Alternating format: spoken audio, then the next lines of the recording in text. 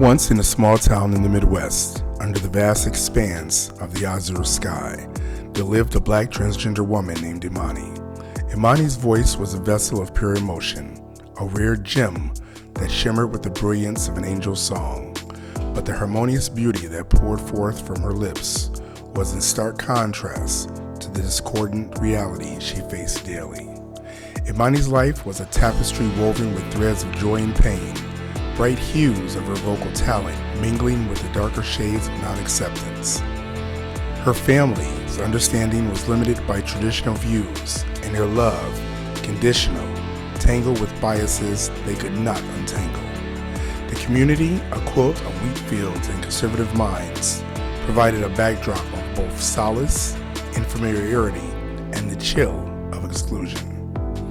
Growing up, Imani learned to cloak her true self, like a star cloaking itself with the night, for fear of the scornful lies that the daylight brought.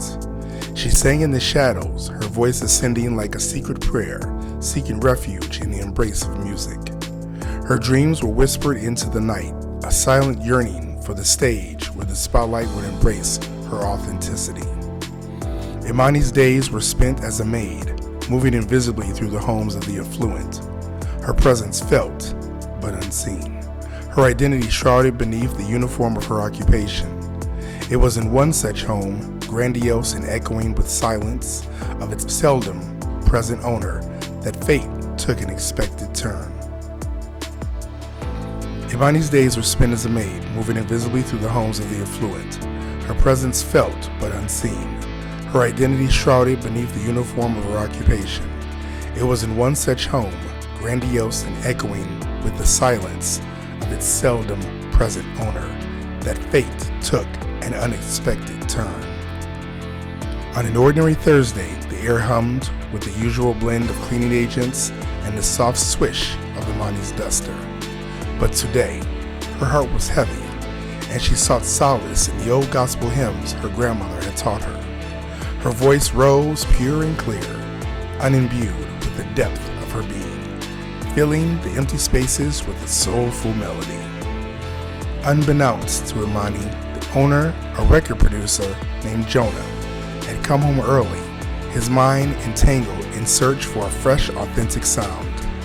As Imani's voice reached him, it was as though the universe had quieted just to let her song through. He stood transfixed at the threshold of revelation. Jonah approached her with a proposition that seemed as surreal as a dream. "Your voice," he said, "it's what the world needs to hear. It's powerful, moving, and real." Imani, with a heart full of hope and trepidation, dared to step into the light Jonah offered. With Jonah's guidance, Imani's voice found its way into the airwaves, her story resonating through the lyrics of her songs. Her music became a beacon reaching out to those who felt unseen, unheard, unloved. She sang of her pain, her love, her triumph, and with each note, she unraveled the threads of prejudice.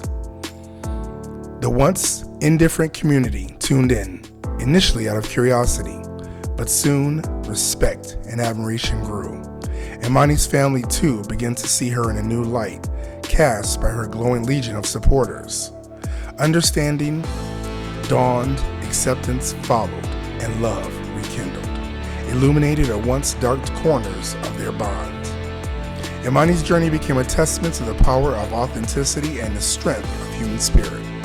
Her story inspired countless others to embrace their truths, to sing their own songs, even when the world demanded their silence. Her voice, once confined to the walls of the stifling room, now soared echoing across stages, stirring the souls of many. As her song drew to a close, Imani stood on the stage before a sea of faces, a mosaic of diversity and shared humanity. With a smile, she shelled the softness of forgiveness and the brilliance of her inner light. She sang each word a step on her journey, each melody a triumph over adversity. And in that moment, Imani was not just a singer, but a symbol of hope, a beacon for the voiceless, a songstress whose melody would echo through time long after the final note had been sung.